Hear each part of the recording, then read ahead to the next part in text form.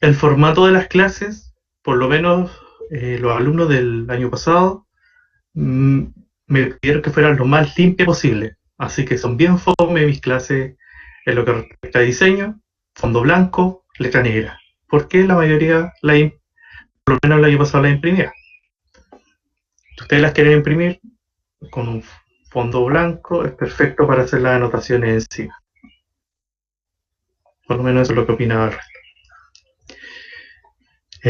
Soy tecnólogo médico, salí de la Universidad de San Sebastián hace varios años ya, creo que como 7. Tengo un diplomado en tomografía computada de la Universidad de Chile, que hice hace un par de años.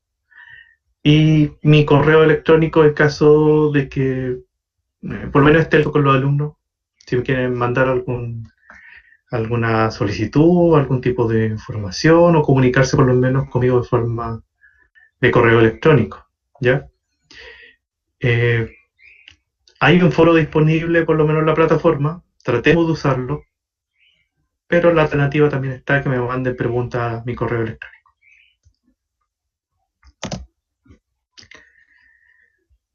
La primera unidad, que sería las bases físicas y tecnológicas de la tomografía computada. Hay un esquema, un bosquejo de lo que hizo Hounsfield para su primer prototipo de tomógrafo computado. ¿Ya? Esto es algo histórico. Como aparece en el syllabus, la siguiente unidad sería dosimetría. La tercera unidad sería la unidad de los medios de contraste, todo relacionado con ello. Y la cuarta unidad, que es la pesada de protocolo en examen de tomografía.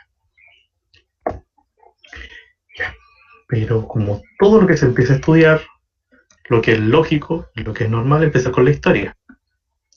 ¿Ya? Conocen a Röntgen. Entonces, el 8 de noviembre de 1895, este ingeniero mecánico y físico alemán descubre los rayos X, experimentando con el tubo de Crookes. Empieza a experimentar por lo menos con los rayos X, descubre estos rayos, tenía una placa que tenía por ahí cerca, que empezó a iluminarse cuando empezó a experimentar con estos rayos X, y se dio cuenta de la capacidad que tenía para penetrar eh, los objetos. En este caso tenía una. Y su primera radiografía, que toma a su mujer ahí, no le sacó el anillo, un cuerpo extraño ahí, el 22 de diciembre de 1895. ¿Ya? Entonces, continuando con la historia básica, en 1913, Kudlich inventa este tubo que tiene un filamento catódico hecho tungsteno. Ese mismo año, Bucky desarrolló la rejilla antidifusora y ayudó a reducir la dosis nociva de radiación. Y en 1929, Philips comenzó la producción del primer tubo de ánodo giratorio, ¿ya? El Rotalix. ¿Ya? Acá está el Rotalix, no menos importante. El 99% de la energía se pierde en forma de calor. Se calentaban mucho los tubos y el Rotalix nos permite que el área acto de la nube de electrones, el ánodo por lo menos no sea el mismo, y ya nos ayudó un poquito a disipar esta temperatura que se concentraba en el ánodo. ¿Ya? En tomografía computada, por lo menos, es muy relevante estos depósitos de energía, ¿ya? Este calentamiento del tubo. Si el tubo se calienta, el equipo se nos bloquea y no podemos continuar.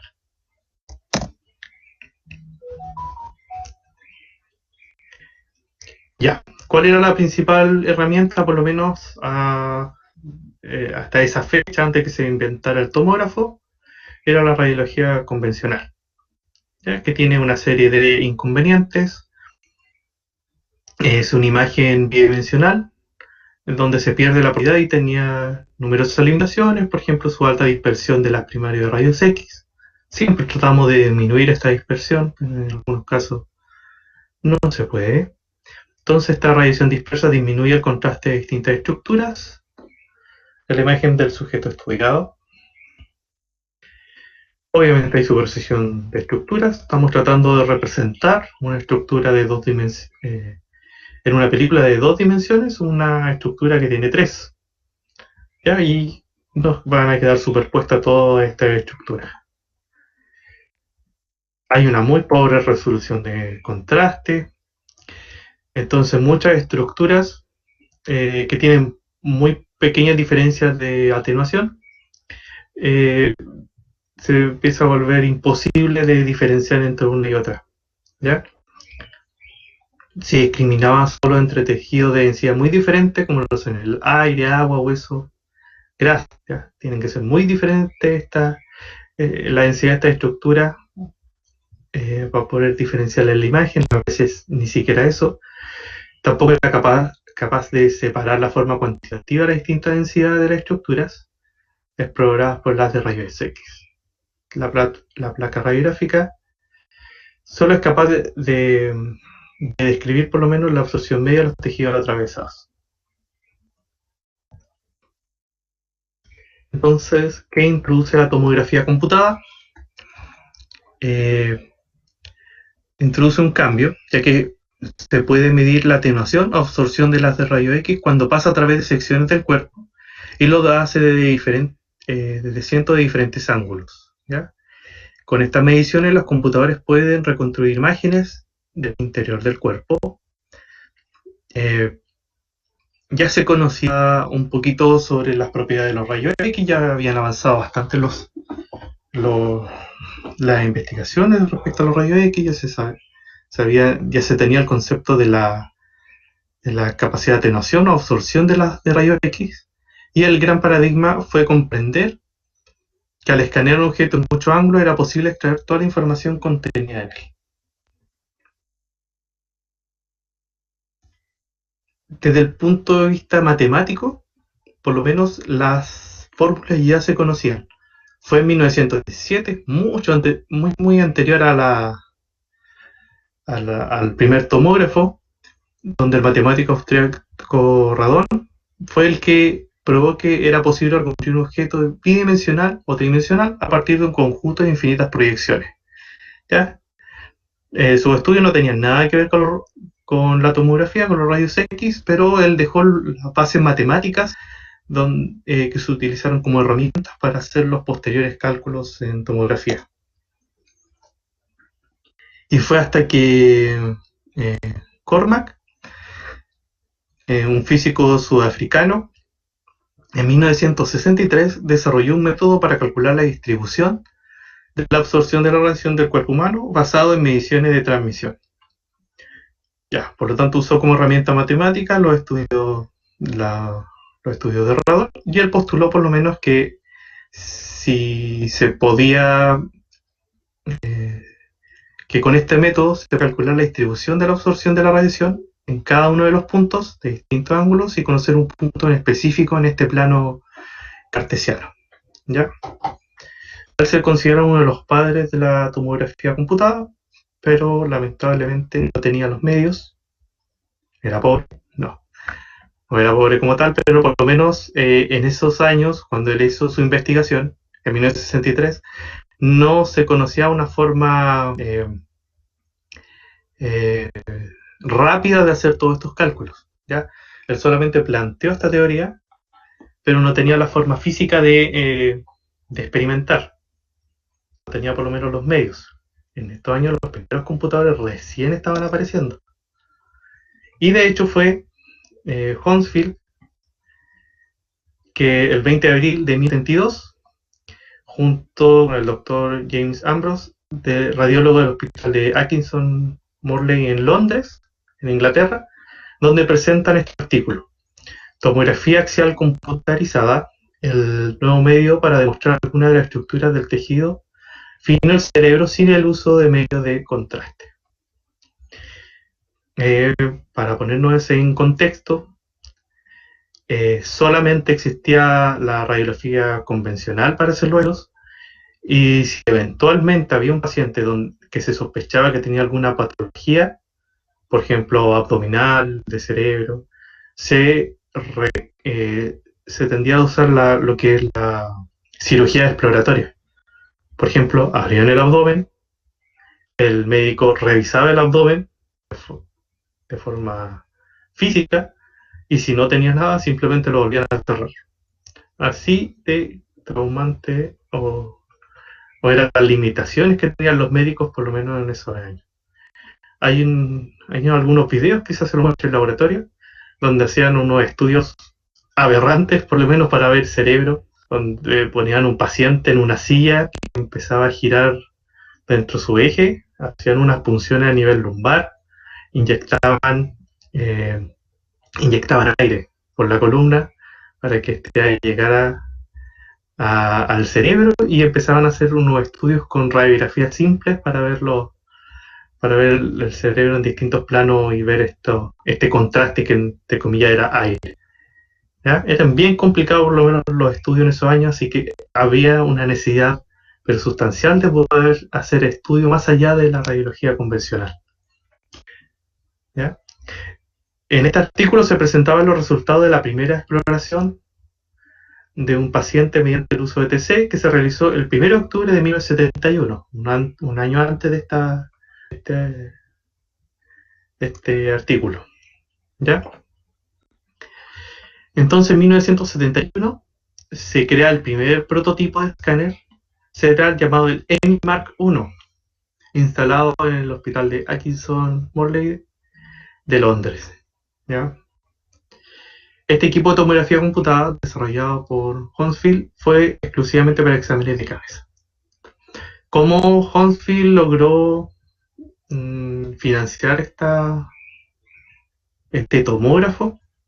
Él, para empezar, era un ingeniero. En estos años recién empezaron a aparecer los primeros computadores, y de hecho fue Hounsfield el primer ingeniero, esto es como un dato anecdótico, que armó el primer computador, por lo menos para Inglaterra. ¿Ya? Estos computadores gigantes con transistores. De hecho, creo que aún no existían los transistores en esos años.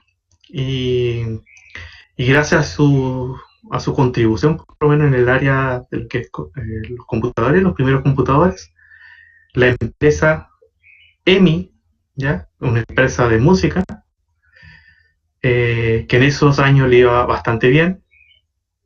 También, como dato anecdótico, la empresa EMI en esos años estaba ganando mucho dinero gracias a los Beatles.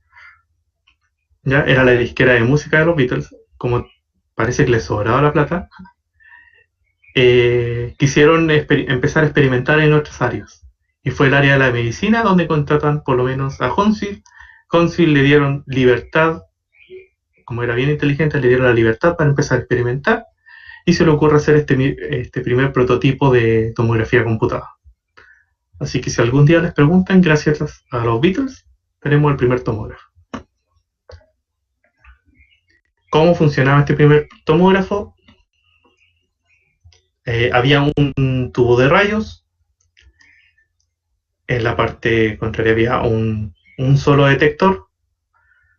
Este es un tomógrafo de la primera generación, como se le llama, donde este pequeño afino de rayos en forma de pencil beam, que vamos a ver más adelante, en el eje X, por lo menos en este plano del cerebro, iba tomando una serie de proyecciones paso a paso.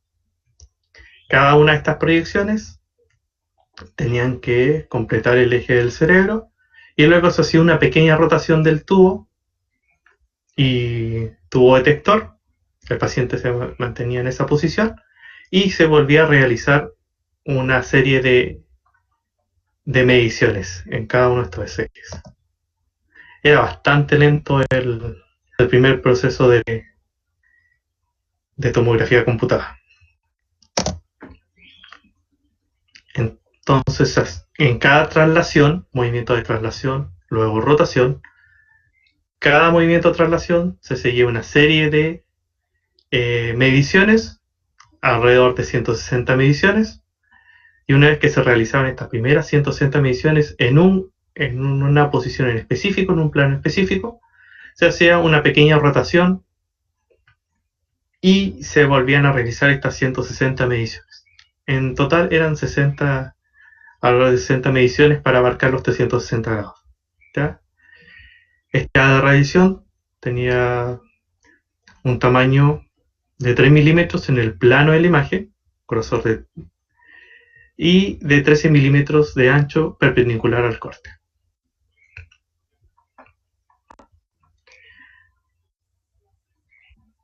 Y estas eran las primeras imágenes o la primera imagen de tomografía computada de cerebro. Esto fue un hecho histórico. Se supone que en esta zona, no sé si alcanzan a ver la punta de mi mouse, puntero láser, ahí sí. Esta zona se supone que corresponde a un quiste. ¿Ya?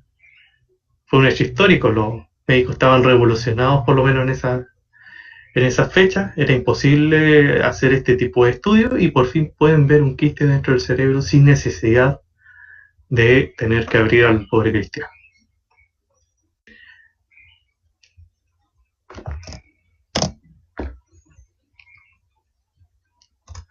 Ya, entonces, esta frase se las dejé también como un caso anecdótico en la presentación del Nobel, porque Hounsfield y Conmark ganan por lo menos obtuvieron el premio Nobel en 1979, comparten este premio Nobel, aunque Hounsfield hizo toda la pega. Las radiografías de la cabeza mostraban solo los huesos del cráneo, pero el cerebro permanecía como un área gris, cubierto por neblina. Súbitamente la neblina se ha disipado. Entonces, ambos, Hounsfield y Conmark, ganan el premio Nobel gracias a su invento. Y ahora vamos a partir propiamente tal con cómo se compone un equipo de TC. El equipo TC, en esta imagen burda, el gantry, ¿ya? La camilla, donde va a estar el paciente, tiene propiedades especiales esta camilla, debe soportar cierto peso, debe de ser un material específico para que no moleste por lo menos la generación de imagen, debe tener un movimiento extremadamente preciso que se coordina junto con la rotación del tubo. Vamos a hablar del concepto de pitch. No hay que menospreciar la camilla. La camilla tiene que tener muchas consideraciones que si no funcionan no se puede realizar un escáner. Un ordenador, tomografía computada, una de las partes más importantes del ordenador, que nos van a hacer los cálculos de retroproyección para generar finalmente la imagen de tomografía. La consola donde nosotros vamos a por lo menos monitorear los parámetros técnicos de la obtención de cada uno de estos estudios. Un generador, necesita energía, por lo menos el tomógrafo, para operar. Muchas veces este generador puede estar incluso ahí justo al lado del tubo, rotando junto con el tubo.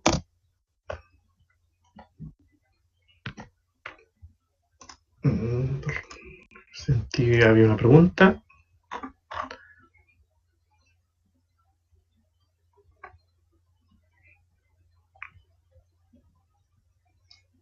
Ya, me consulta, Franco. ¿El equipo de tomografía computada es el mismo equipo de resonancia magnética? No son el mismo equipo. De hecho, son muy parecidos. Mucha gente lo confunde. Por lo menos, obviamente, si son de la misma marca. Philips, les voy a mostrar también una imagen más adelante de los equipos que usamos donde trabajo en la clínica. Son muy parecidos si uno les saca una foto como de frente. Pero la parte física es totalmente distinta. El tomógrafo ocupa obviamente rayos X y resonancia magnética, estamos hablando de un imán y se consigue la imagen de una forma muy distinta.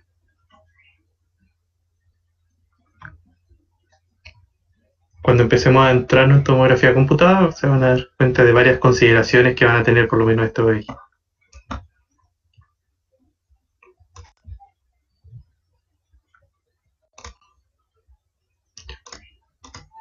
Entonces, gantry, camilla, ordenador, consola, generador. Ya. Vamos a ir paso a paso. Vamos a partir con la parte una de las partes más importantes, que sería el gantry. ¿Ya? Es el lugar físico donde se encuentran los componentes básicos de la adquisición de la información. ¿Ya? El gantry, que es la imagen anterior, correspondería a esta parte.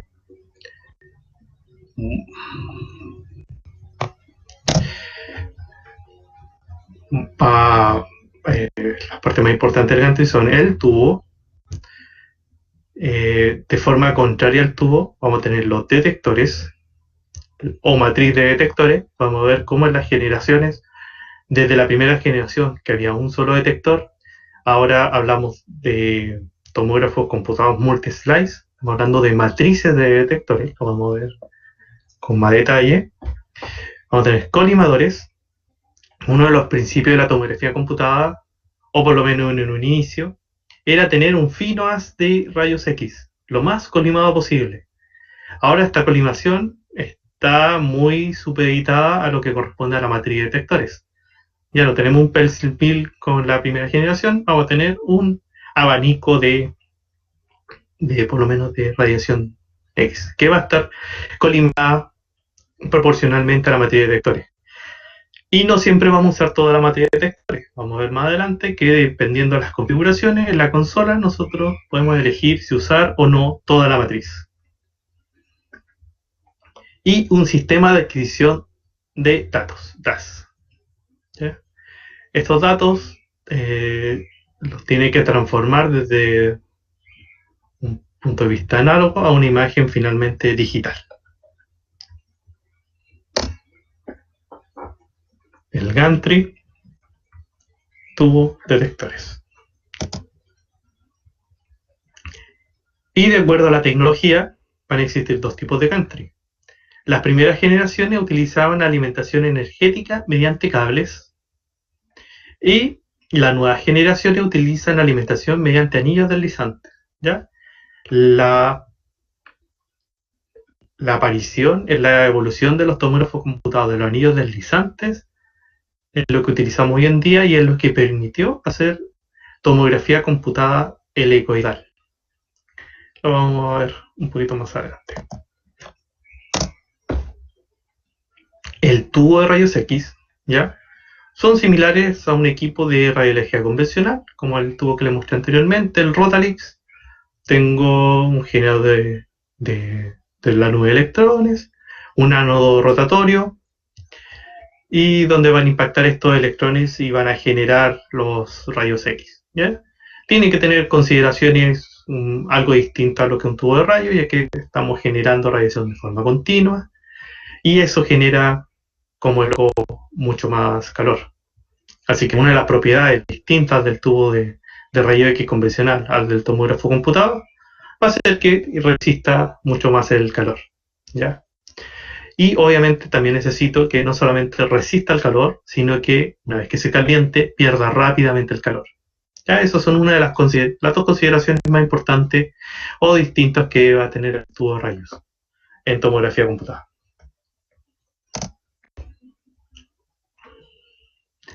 Entonces vamos a utilizar está diseñado de una manera especial debido a que el equipo TC demanda mucha resistencia calórica, como les decía. Estamos disparando de forma continua, alta dosis de radiación, y va a fabricarse con materiales de alta resistencia térmica. ¿Ya?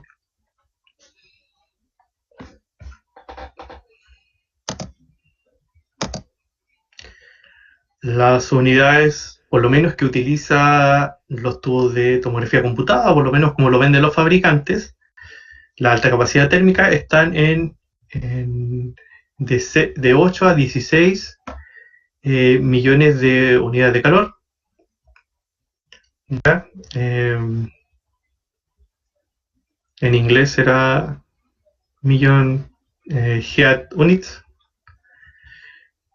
Utiliza focos muy pequeños del orden de los 0,5 milímetros y utilizan rotores que giran de 6.000 a 10.000 revoluciones por minuto. ¿Ya? Por lo menos las unidades que utilizan los fabricantes están relacionadas con las MUC, que por lo general tienden de 8 a 16 millones de unidades de calor, que está relacionado con la capacidad con la que resisten el calor.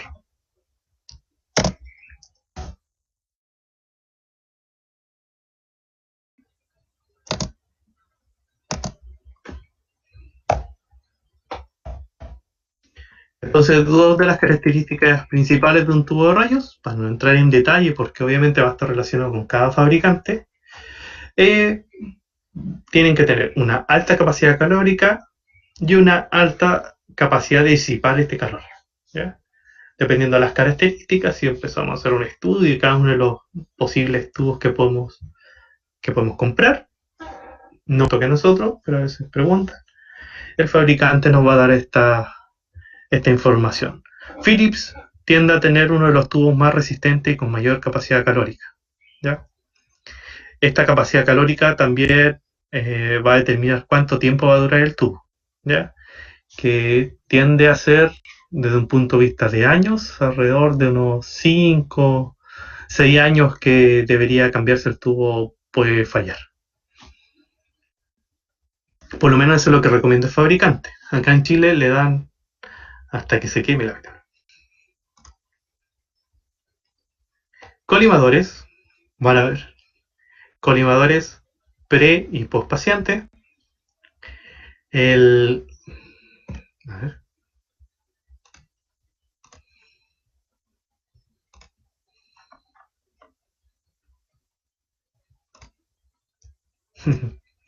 Ya, colimadores pre y post paciente. El colimador pre paciente en las primeras generaciones era determinante para elegir el grosor del haz. El haz tenía que ser muy fino, tenía que traspasar al paciente y llegar a los detectores, que de las primeras generaciones era un detector o una sola fila de detector. Estamos, fíjense en la posición que estamos viendo esta imagen, ¿ya? Es el eje Z, de cabeza a pies del paciente. ¿Ya? Cabeza a pies, o en tomografía computada siempre hablamos de pies a cabeza en realidad. Los detectores pueden estar, esto correspondería en el eje Z, habría una, dos, tres, cuatro filas de detectores. ¿Ya? Cada una de estas filas de detectores puede tener muchos detectores en el eje X, ¿ya? En forma de abanico. El colimador va a definir por lo menos este abanico desde el punto de vista Z, va a definir por lo menos este abanico y va a abrir a todos los detectores, o por ejemplo, si yo quisiera usar los dos detectores centrales, estos colimadores me van a definir solamente a estos dos filas de detectores centrales. ¿Ya? Esto vamos a ir revisándolo un poquito más en detalle, pero por lo menos en el eje Z hablamos de filas de detectores. Pero hay que entender que en el eje XY estas filas de detectores están compuestos por muchos detectores en forma de abanico.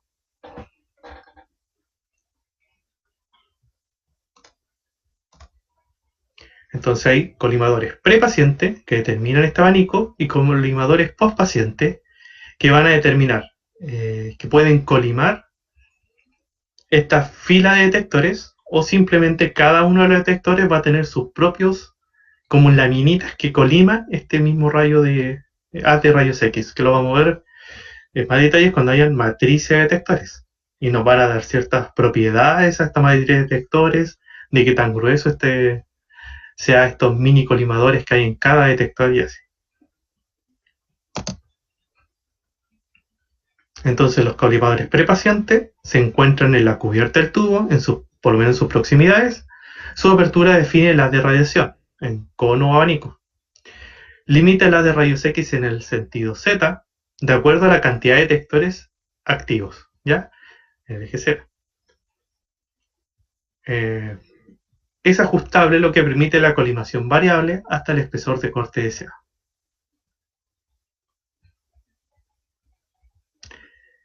Por lo menos, esta frase final La colimación es variable hasta el espesor de corte deseado. El espesor de corte, por lo menos cuando hablamos hasta 4 detectores, los define específicamente estos colimadores prepacientes. Cuando ya hablamos de matrices de detectores, eso ya evolucionó y nosotros podemos activar o no alguna serie de detectores, incluso agrupar filas de detectores, y eso va a definir mi grosor de corte. Pero por lo menos en las primeras generaciones, o los tomógrafos más básicos, determina el espesor de corte deseado. Los colimadores postpacientes se ubican lo más lejos del gantry y se encuentran acoplados a los detectores. Disminuye la radiación dispersa. ¿Ya? Este es solamente un esquema, después vamos a ver bien cómo se conforman estos colimadores postpacientes. Pero por lo menos su función es disminuir la radiación dispersa. Detectores, ¿ya? Son dispositivos, instrumentos o un sistema capaz de absorber y transformar la radiación ionizante en luz o una señal eléctrica en relación a la intensidad de la radiación que reciben, lo cual es recibida por el DAS.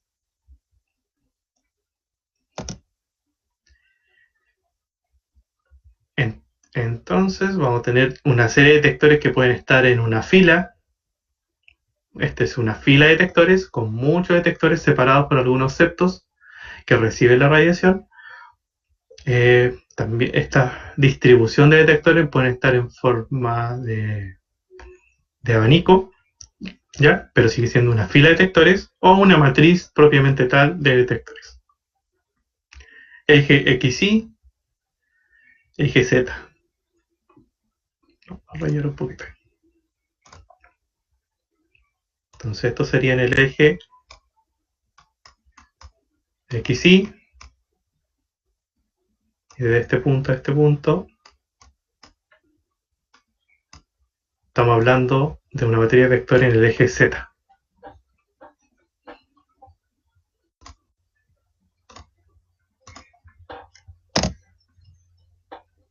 El DAS, el sistema de adquisición de datos, es el encargado de medir y amplificar la señal obtenida por el detector, realizar la conversión análoga de la información eléctrica hacia binario y transmite estos números binarios, la señal digital, a un computador, a un sistema de reconstrucción de imágenes, el IRS. Muchas siglas. Entonces el DAS, tenemos el haz de rayos X que ya fue atenuado por el paciente, cada uno de estos puntos detectados por la serie de detectores, por el detector. Esta señal, estamos hablando de una señal análoga, ¿ya? Tiene que amplificarse porque es una señal demasiado pequeña. Se amplifica esta señal análoga. Esta señal análoga, de forma continua, si hacemos un gráfico sería continua esta señal, se transforma en el conversor análogo digital, el CAD, a datos binarios, ¿ya? De una señal análoga a digital, a bit de información, y este transmisor va a mandar la imagen finalmente al computador, ¿ya? A estas tarjetas gráficas que están ahí conectadas, que son muy caras, específicas para el equipo, tienen que procesar muchos datos en muy poco tiempo, se calientan mucho, y transforman toda esta información binaria, estos datos crudos, esta raw data, a finalmente la imagen eh, que, que nosotros vamos a interpretar. ¿Ya? Esa serie de pasos. Entonces, rayos X, detector, amplificador, conversor análogo digital, transmisor. Estos tres componentes corresponden al DAS. Lo mandan finalmente al ordenador en forma de datos crudos, en la raw data, y la raw data la proceso con el proceso de retroproyección filtrada o los nuevos procesos en días de reconstrucción iterativa, lo vamos a ver en la próxima clase, todo eso, corresponde a la imagen final. Ya. El siguiente componente es la camilla, no menos importante. Si la camilla está mala, no podemos tomar escáner, que corresponde al soporte mecánico para el paciente. Está construida a base de fibra de carbono para no interferir con la transmisión de los rayos X, o por lo menos lo menos posible. Tiene que tener una alta precisión. Es muy importante esto. Tanto en el posicionamiento de la examinación y la velocidad de avance durante el examen. Debe ser de fácil limpieza, ¿ya? Especialmente hoy en día. Y límite de peso establecido, ¿ya? Que por lo general ronda los 200 kilos, 250.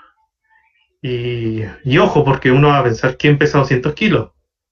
Bueno, han llegado pacientes bastante cercanos a ese peso, y cuando son pacientes hospitalizados, por lo general vienen con equipo, con el tubo de oxígeno, con una bomba funcionando al lado, con una serie de equipos que empiezan a aumentar el peso, y tenemos que estar atentos porque eh, podemos echarnos la camilla. Ya ha pasado. Hay que tratarla con cariño la camilla.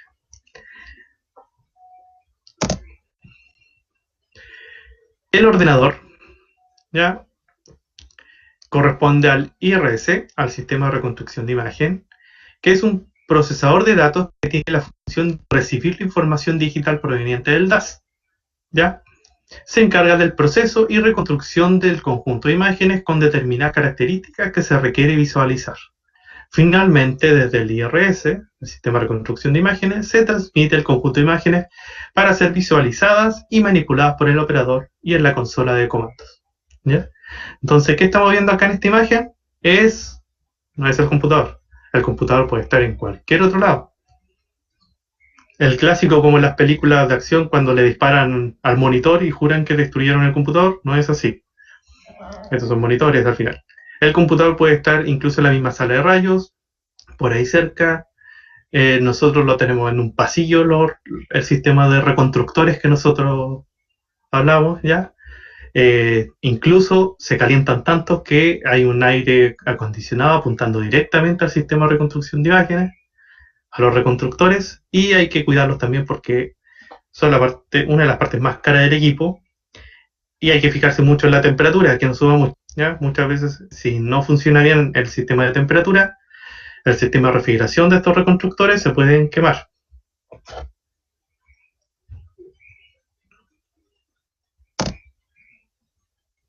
La consola del operador. Este sería el lugar físico donde se controla el funcionamiento del equipo, el encendido del equipo, se planifica el estudio, la visualización de imágenes, pero es solamente para realizar el estudio. La visualización como tal para el diagnóstico o reconstruir las imágenes, por lo general se tiende a hacer en otro equipo, ya no en este mismo, porque este equipo no para, tenemos que estar tomando exámenes y en el otro reconstruimos. Y el reprocesamiento también se puede reprocesar en este equipo, ¿ya? Debería tener por lo menos todas las herramientas para poder obtener la imagen y hacer reconstrucciones rápidas de esto. Y por lo general, no siempre, a veces se usa la misma estación de trabajo para hacer las reconstrucciones, pero por lo general hay una estación de trabajo que está aparte, donde se envían las imágenes ya procesadas de forma básica por lo menos. Se diseña para el postprocesado de la imagen. Generalmente tiene más aplicaciones que la misma consola de control. ¿Ya? Es un computador al fin y al cabo, con un software muchas veces especial, de marca propietario de la empresa. Por ejemplo, yo trabajo con una estación de trabajo de Philips, la Workstation, y tiene ciertos software que son propios de Philips, ¿ya? E incluso muchas veces se compra el equipo con estas estaciones de trabajo, y estas estaciones de trabajo, como buen comerciante, vienen medias capadas. Ya no puedes hacer de todo. Por ejemplo, si empiezas a hacer estudios cardíacos, tienes que comprar o habilitar con una licencia especial lo que corresponde a el procesamiento de estudios cardíacos, ¿ya? O de las estaciones de trabajo, tenemos una sola que tiene la licencia para postprocesar los estudios de perfusión de cerebro, por ejemplo, ¿ya? Nosotros voy a tratar les voy a preguntar bien con detalle. No sé si están usando imágenes DICOM con algún software de computador, de Windows por lo menos. Yo estoy usando la licencia, o por lo menos la parte básica del Radiant, que es la opción que tenemos por lo menos para post-procesar imágenes. ¿Ya? Ahí, para que empiecen a descargarlo, los voy a dejar anotaditos. Y ver si dentro de este fin de semana a lo mejor les subo, no sé, un estudio de cerebro en formato DICOM y empiezan a manejar y pasar por las imágenes, cambiar el grosor de corte y cuchillar un poquito. Ya, la ATC es la primera modalidad de imagen radiológica que proporciona exclusivamente imágenes digitales computarizadas. ¿Ya? Esta imagen digital es una representación bidimensional de una imagen a partir de una matriz numérica cuya información se compone de números binarios. Ya, hablar de imágenes digitales computarizadas, la verdad es que en nuestro contexto de hoy en día, tanto rayos como tomografía está usando imágenes digitales. ¿Ya? ¿A qué se refieren? Que no sean digitales las imágenes análogas antiguas de rayos, que no sé si alcanzaron a verlo en algún campo clínico, sí que pasaron en rayos, que todavía se ven placas. ¿Ya? Las placas radiográficas, las antiguas que se revelan con líquidos, correspondería a una imagen análoga, como tal. ¿Ya?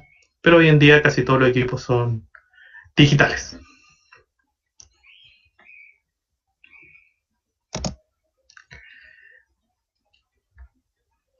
Ya, entonces en una imagen en TC podemos distinguir esta matriz numérica. Si nos acercamos a la imagen y nos enfocamos solamente en una parte de ella, nos damos cuenta de que en realidad la imagen está formada por múltiples celdillas. Entonces, muy finamente, estamos hablando de cada una de estas celdillas corresponde a un píxel y cada píxel va a tener un nivel de gris. ¿Ya? Un poquito falta esta imagen porque no puede haber un píxel que tenga más de un nivel de gris. Un píxel va a tener un solo nivel de gris. Se promedian estos niveles de grises si es que en una misma área hay más de un nivel de gris.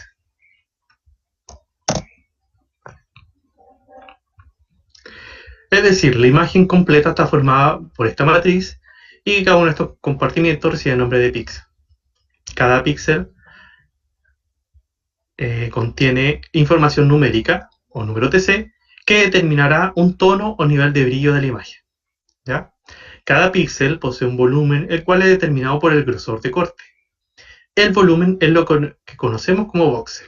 Así que si vemos la imagen desde el punto de vista 2D, correspondería a cada uno de estos cuadraditos un píxel, pero si ahora le damos profundidad a este píxel, vamos a tener un voxel. Vamos a darnos cuenta de que el píxel lo podemos definir con el FOV, con el tamaño de la matriz, que por lo general en tomografía computada es de 512, va a darnos el tamaño del píxel y con los distintos grosores de corte podemos ir variando el tamaño del voxel y van a ver algunas particularidades de la imagen que se dan cuando aumentamos, disminuimos este grosor de corte en la imagen 2D del computador. ¿Ya? Muchas veces nuestro objetivo es conseguir voxel que se llaman isotrópicos, que tengan las medidas tanto X y Z del mismo tamaño. Entonces, ¿cómo se da la información? Que contiene cada uno de estos elementos de la imagen es información numérica binaria, es decir, de ceros y unos, cuya combinación va a determinar las características que va a presentar ese píxel. En tomografía computada, esa combinación determina el nivel de gris que corresponde a cada píxel. Ya, por lo tanto, nuestra señal análoga que llegó de los rayos X, llegó atenuada a un detector, el detector se amplifica esa señal, en el DAS, ¿ya?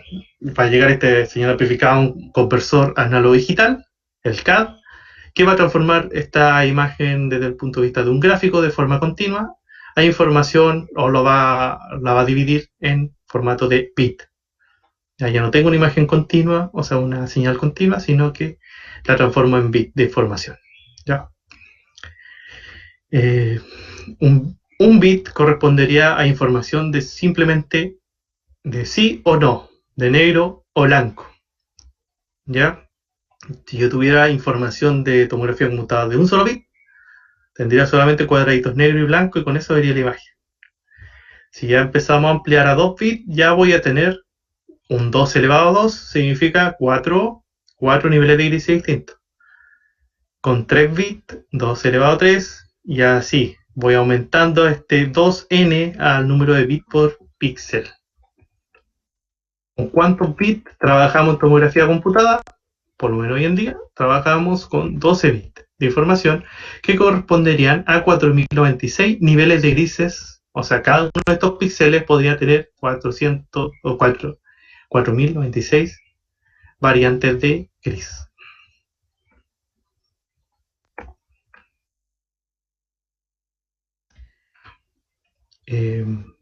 Los tomógrafos computados, vamos a volver un poquito a la parte histórica, se van a clasificar desde 3 puntos de vista, ¿ya?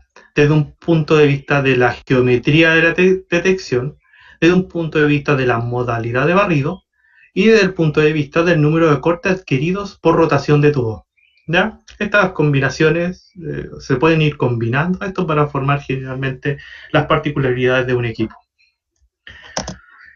Ya. Comencemos con la clasificación según la geometría de detección. Esto se va a referir a la estructura geométrica que permite obtener los datos de atenuación de las de fotones para poder procesarlos y generar la imagen tomográfica. Si el tubo de rayos X está íntimamente ligado con un detector o con un conjunto de detectores, ¿ya? Si este complejo tubo detector debe realizar movimientos de traslación y rotación o solo de rotación, etcétera, ¿ya? Que depende de la capacidad de abarcar la estructura anatómica en estudio. Entonces van a haber equipos de primera, segunda, tercera y cuarta generación. Nosotros utilizamos, la verdad es que hoy en día lo de tercera generación, pero ahí vamos a ver. Primera generación, esto ya lo vimos en las primeras diapositivas. Esto corresponde al primer equipo que diseñó Hounsfield, ya el primer tomógrafo. ¿Cómo funcionan estos equipos de primera generación? Va a haber un sistema de tubo de rayos X y un único detector, tubo rayos. Movimiento de traslación, ¿ya? Va moviéndose punto a punto, este tubo va haciendo estas 160 mediciones de punto a punto de data y para obtener un corte completo va a hacer un giro en 180 grados para obtener la información suficiente para crear una colección.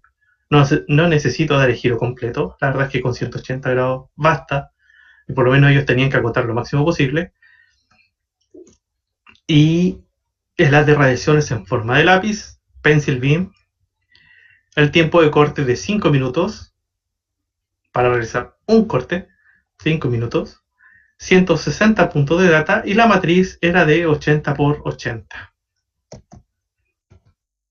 Entonces el primer equipo de 1972, o por lo menos eso fue el año del estudio, 1971 se supone que empezaron a experimentar, cada traslación de 160 puntos y va haciendo rotaciones en general. Sistema de traslación, rotación. Entonces fue el EMI Mark I.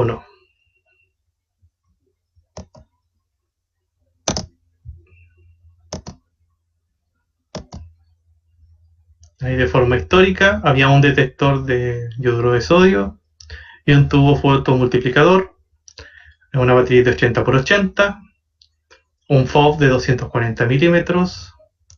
Acuérdense que solamente servía para hacer estudios de cerebro. 180 rotaciones de 1 grado, 160 perfiles por grado, 5 minutos para obtener una sola imagen.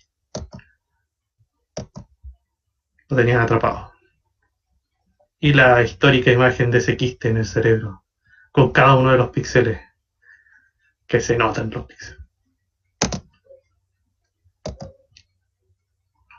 Ya entonces, cada una de las predicciones y sacando cada una de estas predicciones, yo tenía un videito donde lo dije, ahí está. A ver, ahí está.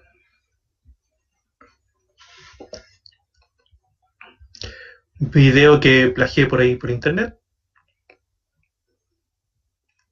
Entonces el sistema de tubo haciendo las rotaciones, un pulsing beam, un solo haz, a un solo detector, y va haciendo cada una de estas traslaciones y luego va rotando en un grado en cada traslación, luego que hizo cada traslación.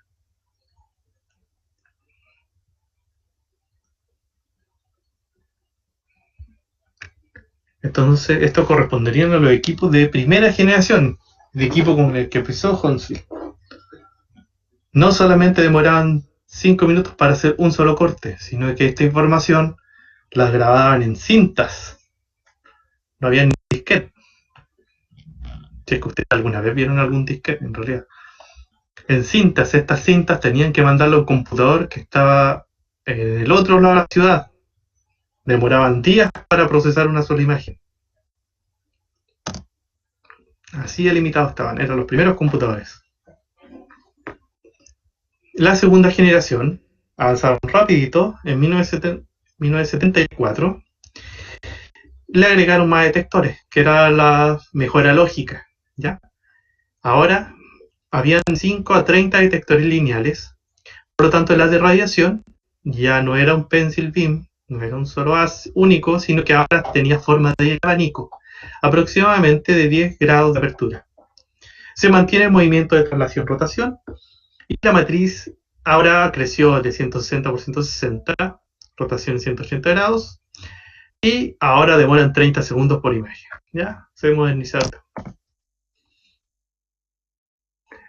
Entonces, cada movimiento de traslación en un solo eje, ya no, dependiendo del número de detectores que tengo abajo, voy a abarcar más sobre el cuerpo, por lo tanto necesito menos movimientos de traslación, pero de todos modos tengo que completar estas 180 traslaciones, o sea, 180 rotaciones, para tener toda la información de data. ¿Ya? Entonces, solamente con aumentar de un detector a una fila de detectores, ya aumenté bastante, a 30 segundos por lo menos, el estudio de un solo corte. Entonces, la segunda generación, sigo con este movimiento de traslación-rotación.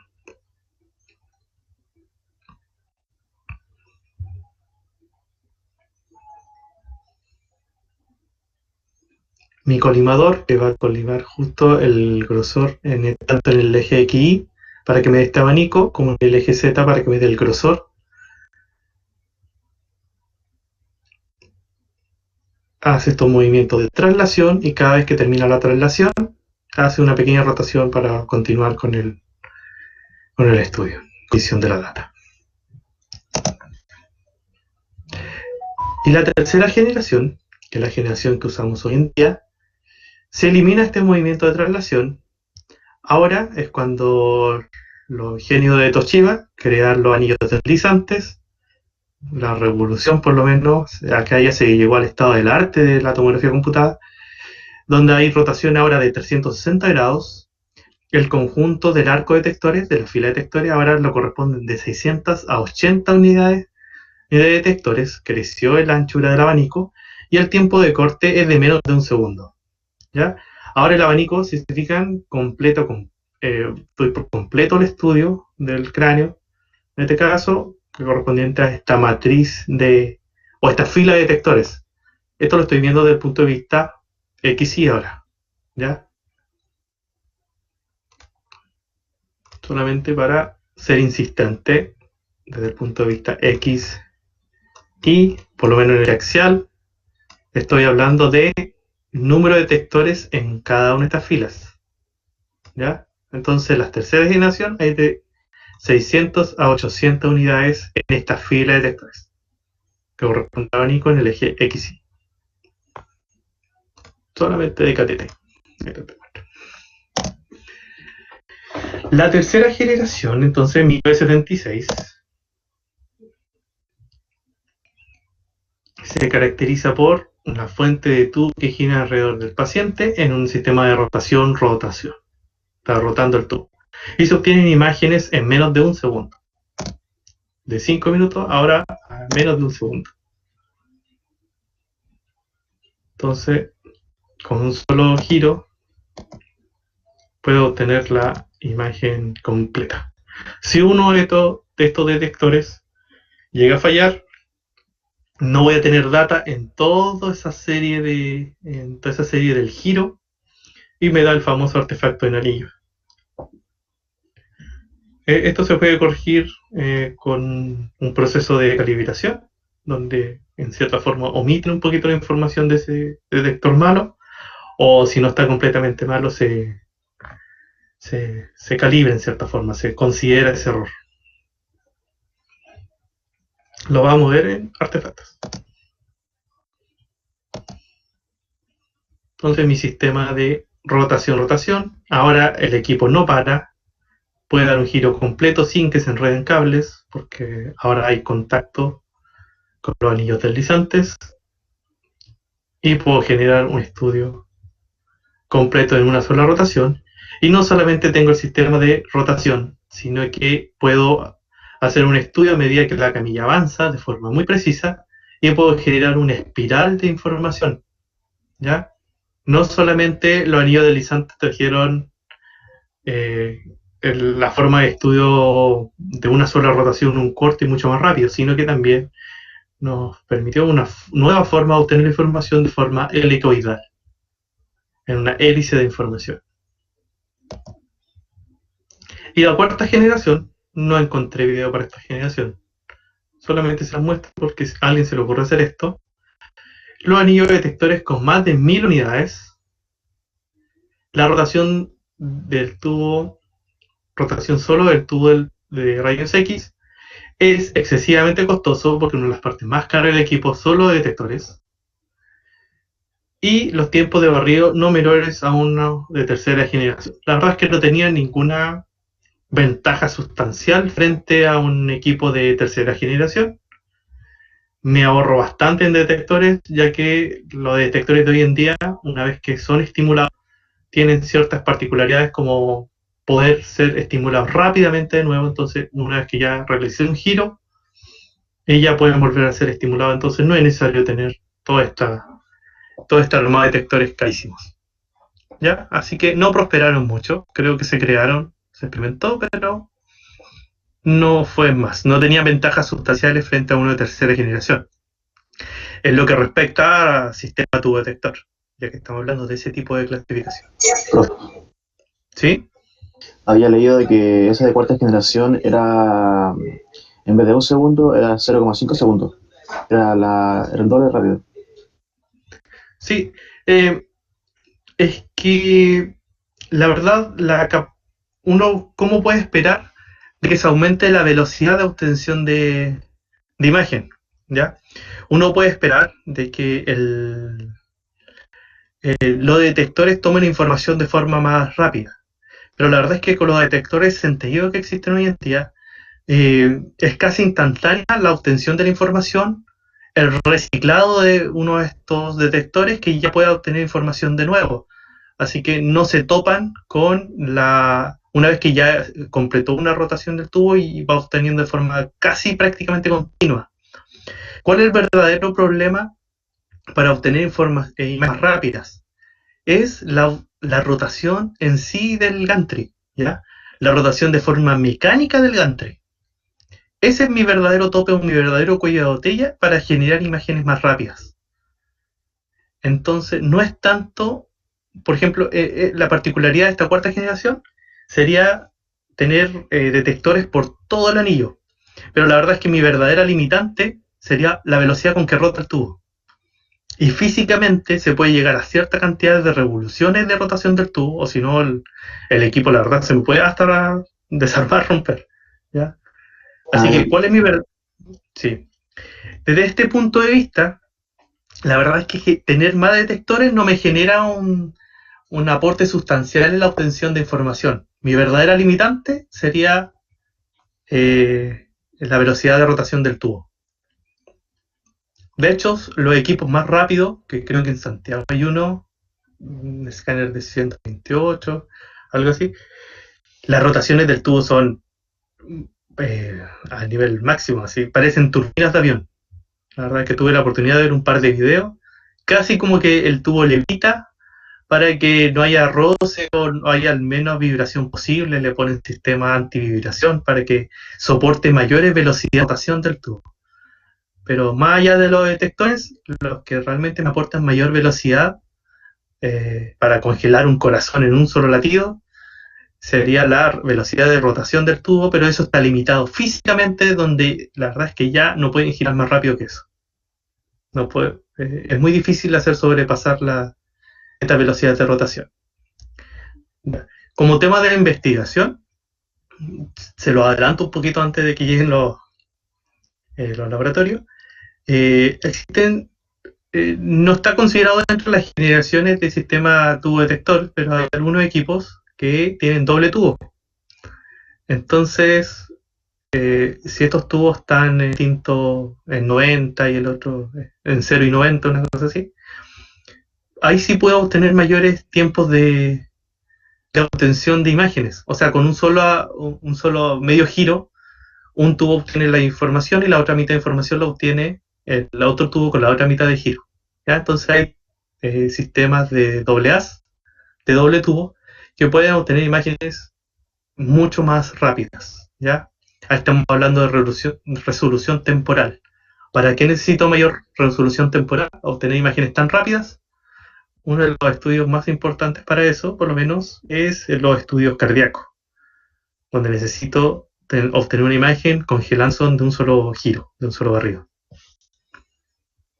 Hoy en día, por lo menos, los equipos que mayormente se están utilizando son los de 16 o 64 cortes, y un equipo de 64 cortes aproximadamente puede obtener el estudio cardíaco en unos 3 o 4 giros. ¿Cuál es el objetivo? Que en menos giros se obtenga esa misma cantidad de información.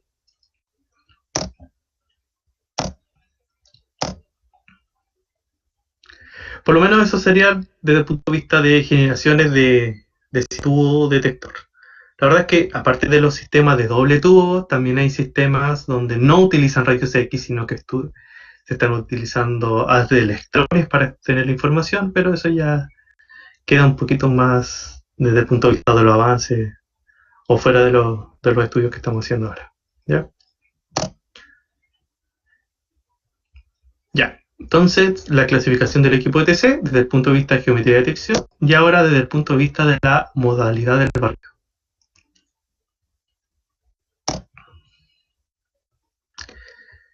Los equipos pueden ser axis o secuenciales o de corte a corte, se llama de las tres formas, o puede ser un estudio o obtención de la información de forma helicoidal o volumétrica. Lógicamente, la obtención de forma helicoidal o volumétrica está supeditada a los equipos de tercera generación en adelante, donde exista la tecnología de anillos deslizantes. Entonces, las imágenes de tipo secuencial realizan un corte en 360 grados, se desplazan a la siguiente posición y se realiza el otro corte. ¿Ya? Las exploraciones son de gran demora y existe la posibilidad de no encontrar hallazgos patológicos menores al grosor del corte de adquisición. ¿Ya? Entonces los equipos antes, incluso los de tercera generación, se prefería hacer estudios, bueno, los de primera y segunda no quedaba otra opción, y algunos de tercera generación, por ejemplo, de una sola fila de detectores o 4 filas de detectores, hacían cortes secuenciales. Ya no se hacía el estudio completo, de, por ejemplo, de tórax. Se hacían unos cortes de los ápices, cortes esta cantidad de milímetros, cada, por ejemplo, 5 o 6 milímetros se hacía otro corte, y se podía saltar quizá una patología si justo en uno de esos cortes no lo tomaba.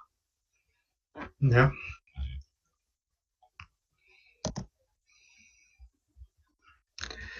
Y la tecnología de los anillos deslizantes permitió la obtención de imágenes de forma helicoidal, que permite al sistema tubo detector un movimiento continuo a medida que se desplaza la camilla. No se necesitan cables para recibir la electricidad o enviar la información recibida, y de tal modo que nuestra información no es seccional, sino volumétrica. Ahora ya no estamos hablando de cortes simples, sino que estamos hablando de obtención volumétrica de la información. Hay una imagen donde un tubo está girando rapidito, los anillos deslizantes donde el contacto ahí se dan en cada uno de estos circuitos, solamente se da por ese contacto, y ahí se va entregando la información, por lo menos el resto del equipo.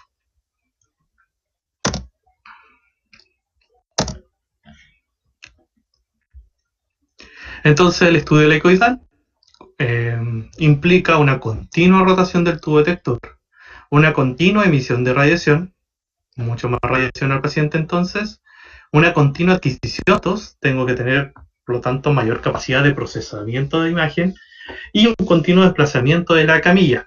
Mi camilla debe ser precisa.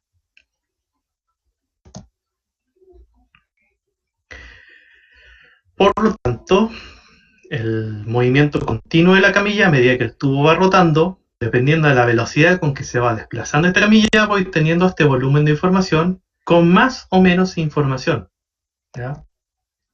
Por lo tanto, se llega a un nuevo concepto, el concepto de factor de desplazamiento helicoidal, pitch, que es la relación entre el movimiento de la mesa y la colimación del equipo, ¿ya? Por lo tanto, el pitch se expresa como una relación donde pitch va a estar la relación del movimiento de la camilla y colimación del equipo.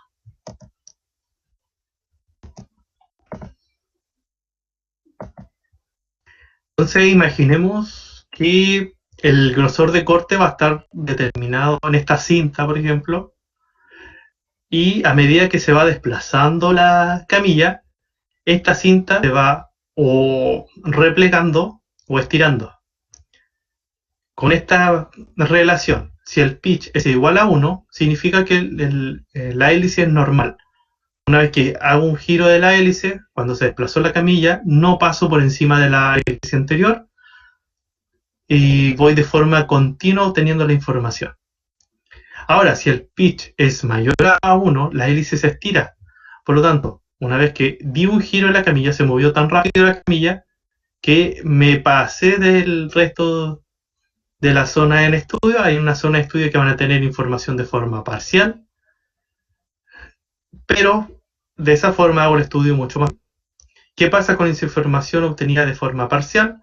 Se pueden hacer algunas técnicas de iteración donde se extrapola la información de un punto a otro, se calcula más o menos qué información debería tener, se inventa o se extrapola esta información y se puede obtener el estudio completo, pese a que el pitch fue, en este caso, la hélice se estiró mucho. Y si el pitch es menor a 1, voy a tener información redundante, la hélice se va a superponer, por lo tanto voy a tener datos de forma repetida de la misma zona, pero si se reprocesan esta información puede dar mayor, por lo menos, detalle en esta zona. ¿Sí? ¿Qué exactitudes cuando se interpola en el pitch cuando se estira? Por ejemplo, ahí faltan datos, se supone, pero ¿qué tal en la interpolación, como dijo? Exacto, vamos a hablar un poquito de interpolación. Lo vamos a ver más en la parte cuando se obtenga la imagen, en la parte de reconstrucción, pero lo voy a hablar acá un poquito de cómo se va obteniendo esta interpolación. Obviamente, si yo estiro la hélice, tengo ventajas y tengo desventajas. ¿La imagen va a ser real o va a tener algún tipo de pérdida de información? Sí. La verdad es que con un pitch alto la información se pierde bastante información y muchas veces esta interpolación no es fidedigna. No puede inventar datos que no hay o pasarse patologías que simplemente hizo un promedio entre 2 puntos y justo entre medio de esos 2 puntos que hizo la interpolación, resulta que ahí está la patología. Para notar alguna diferencia con distintos pitch. Por lo tanto, a mayor velocidad de la camilla, de desplazamiento de la camilla, aumenta el pitch y, como decía esto, sí, va a haber mayor ruido en la imagen. La imagen va a ser de menor calidad. En la otra dirección, a menor pitch, puede tener mayor redundancia de datos, por lo tanto, el equipo puede obtener imágenes de mejor calidad y puede tener, por lo tanto, menos ruido en la imagen.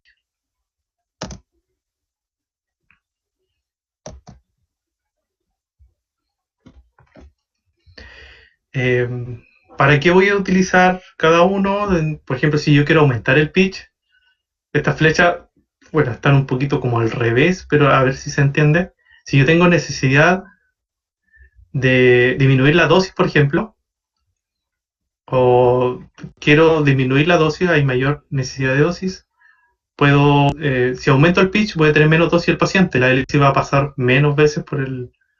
Esto es un poquito intuitivo. Si obviamente tengo un pitch mayor, menor dosis, Pero si tengo un pitch menor, significa que el haz de rayos está pasando más de una vez por el mismo lugar, significa que es mayor dosis.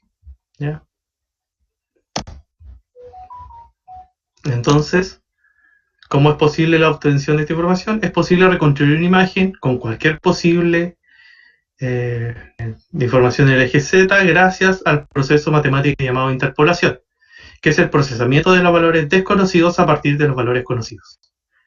¿Ya? Entonces la hélice pasó por un punto, tengo no toda la información, quizá unos 270 grados de información, y el resto se va a calcular con el siguiente lugar de información más cercano.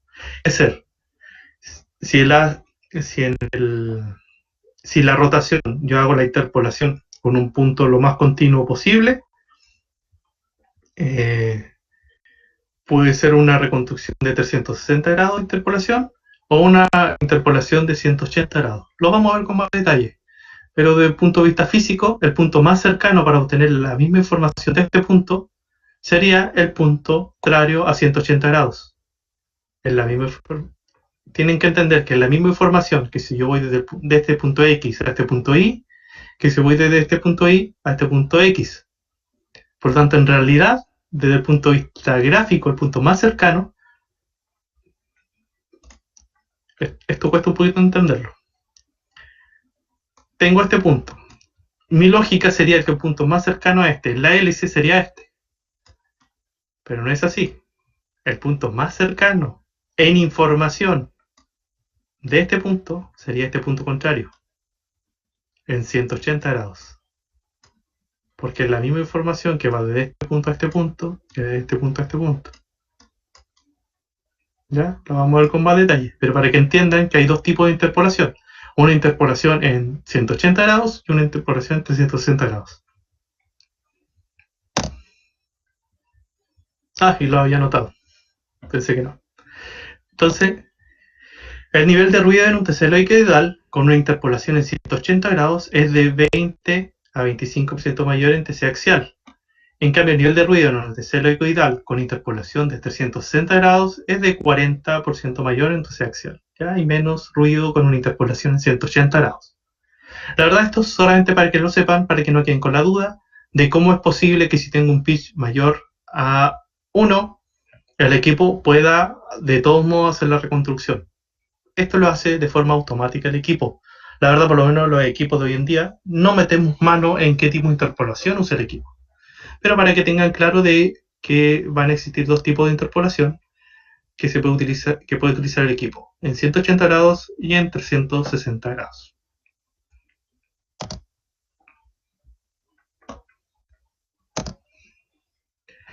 Y la última clasificación de los DTC sería el número de cortes adquiridos por rotación.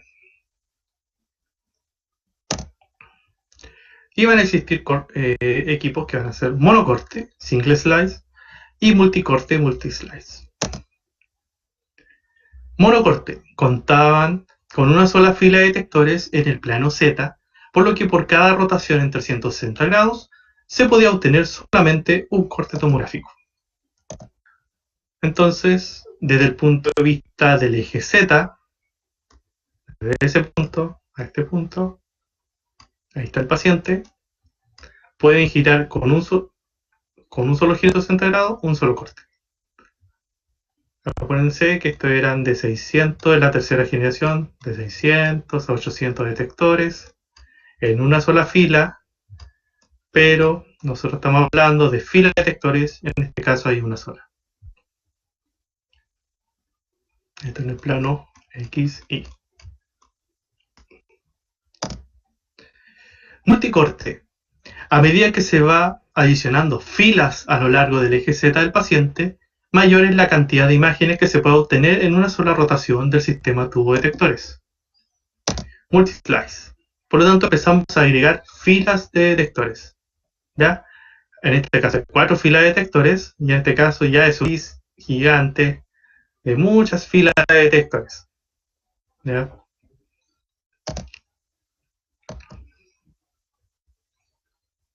Un ejemplo, un equipo del 94 que tenía 2 filas de detectores, y los equipos de hoy en día, por ejemplo, este equipo de 64 filas de detectores. O no necesariamente 64, ¿ya? También vamos a interpretar un poquito eso, porque la matriz de detectores no necesariamente está relacionado el número de filas de detectores con el número de cortes que podemos dar por rotación. ¿Ya? Vamos a empezar a diferenciar lo que son filas de detectores y canales de data, pero lo vamos a ver un poquito más adelante. Entonces, ¿cuál era la necesidad de los equipos multicorte? Las nuevas tendencias de los equipos sería la velocidad, los equipos que sean mucho más rápidos, que en un solo giro me pueda obtener un corte, ¿ya?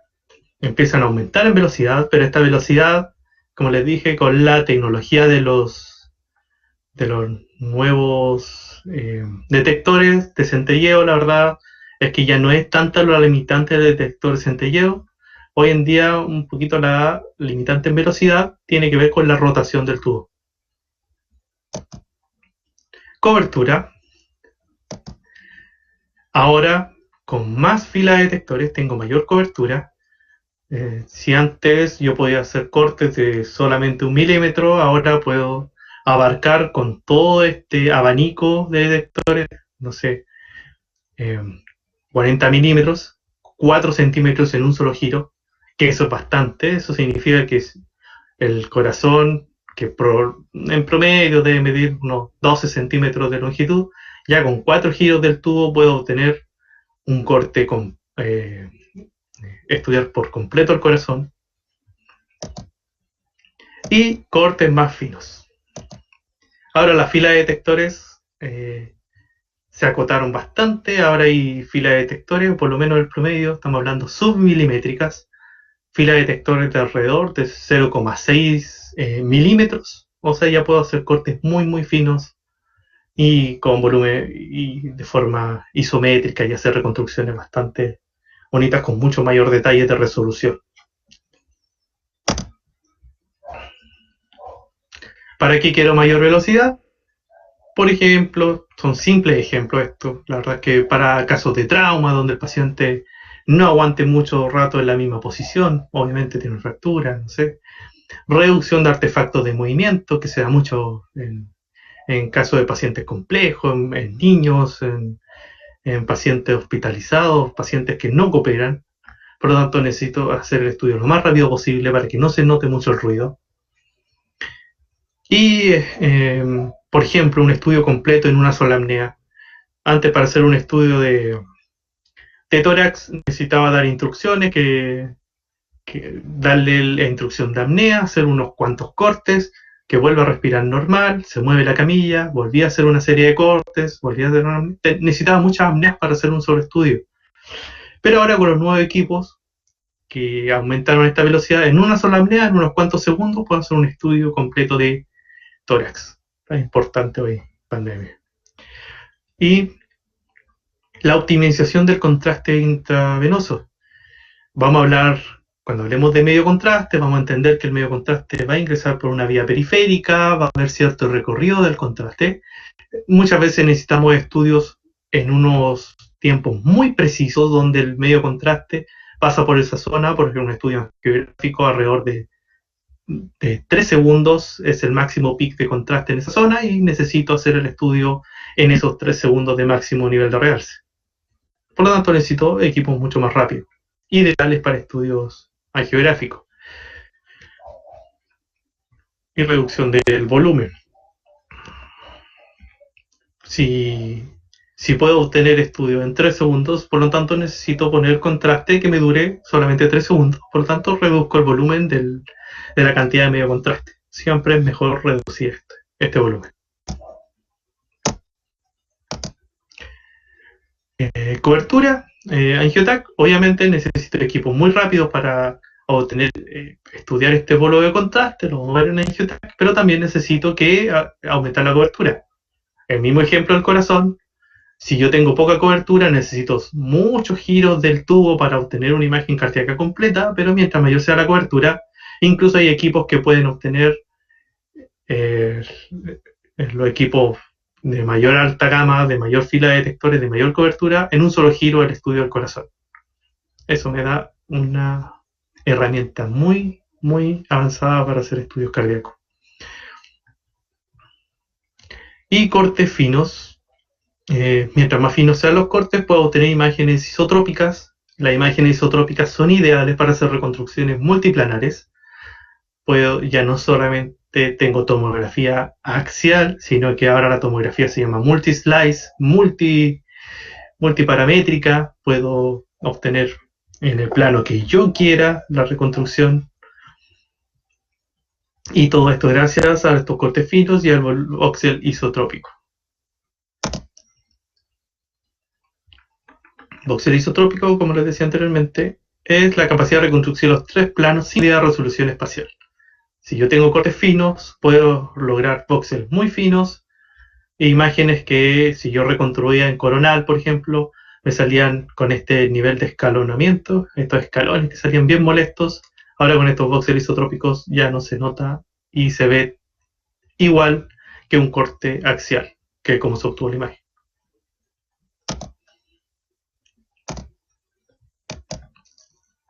Y hablando un poquito ya en detalle de la matriz de detectores, solamente algunas consideraciones.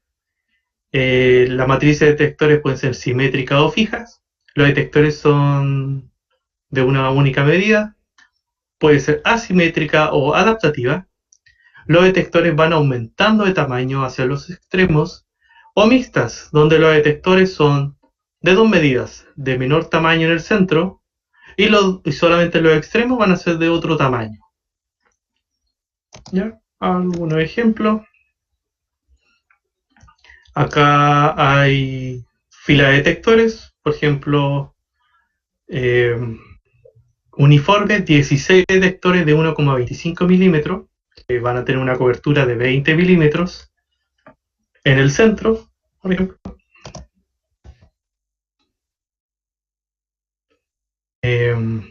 detectores adaptativos, donde en el centro van a tener línea de detectores de 5 milímetros, pero a medida que nos vamos alejando, estos detectores van aumentando en grosor.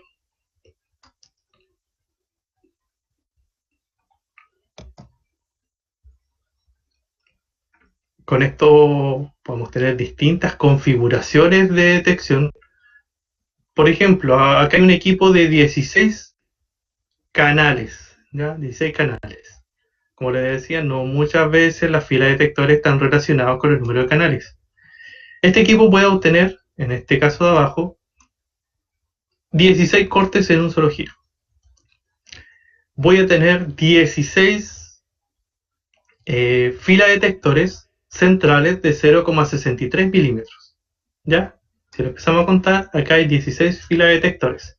Pero hay una fila de detectores que no se están utilizando, que son de 1,25 milímetros, que eso están en los extremos.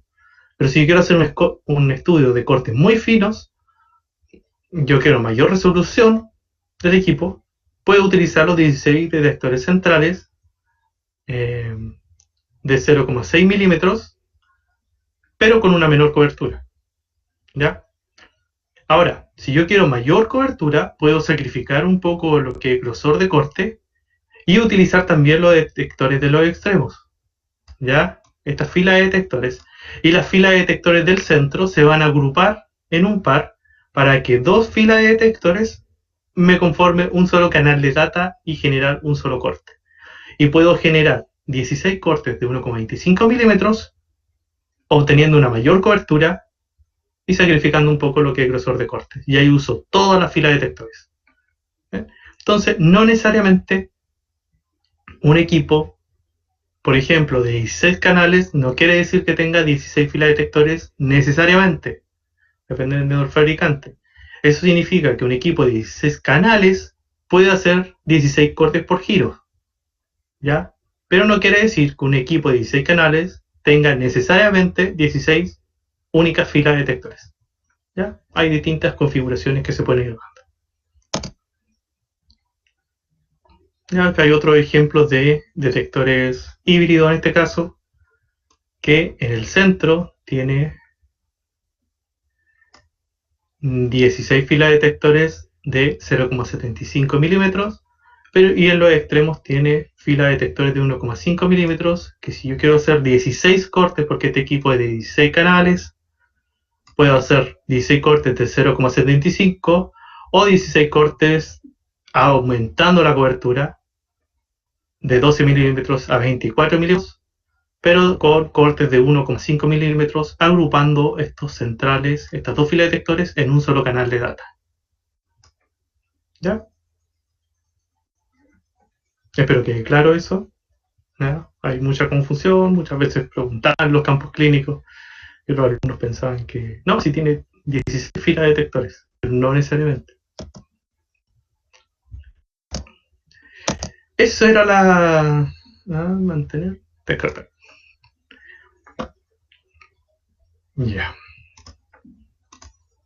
¿Quedó alguna duda?